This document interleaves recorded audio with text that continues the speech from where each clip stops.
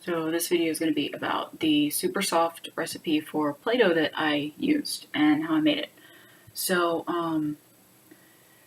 while I was waiting to get my water beads in the mail, I was like, I need like some sort of like slime or dough or just something. And I came across a recipe that was, I think 2 parts cornstarch to 1 part conditioner. And I had cornstarch and I had conditioner, so it was like, you know what I'm gonna do? I'm gonna make some of this. And it turned out really well, and I'm pretty happy with it. So, yeah, like, I guess I used this cornstarch, just like the only one that Target had, because you know I buy all my stuff at Target. And then I had some of this conditioner that my mom had, and she gave to me, and I don't really use it because my hair is really short. Present moment exception, I really need a haircut. It is getting very long. I need a haircut. And so, like, I will say it was very messy when I started mixing in the cornstarch. I didn't start with the whole 2 parts of cornstarch. I started with the conditioner and I added in the cornstarch because cornstarch is even messier than flour. The particles are really small, and I'm not going to open it here in my room. That is a bad idea. It gets everywhere. It is kind of easy to clean up, especially once you have the dough. And this is the dough, because it sticks to itself and stuff.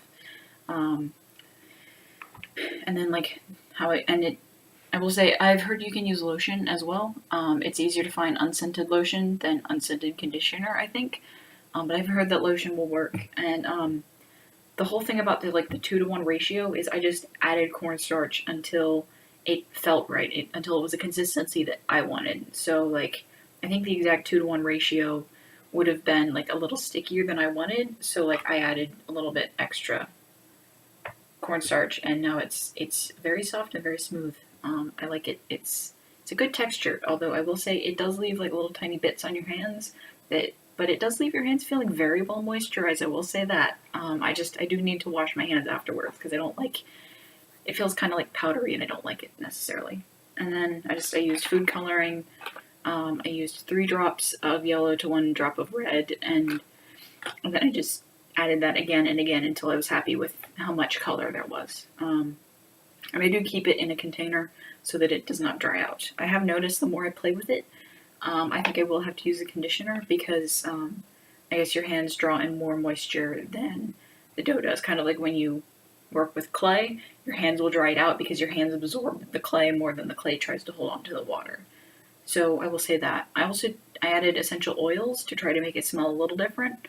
I added orange citrus oils, but mostly it still smells like the conditioner, which I guess would be a good thing if you have a conditioner that you really like the smell of.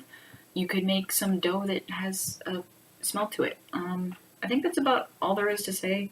I would recommend making this if you happen to have cornstarch. I guess kind of, it's got like a really nice texture. It like tears really nicely, and it's got a really nice texture. It's very smooth. It's not sticky at all, which I like. Even though it does leave the residue, it's not sticky, and I like that. Cleanup's pretty easy. Like, I've got some clumps here on my desk, but just,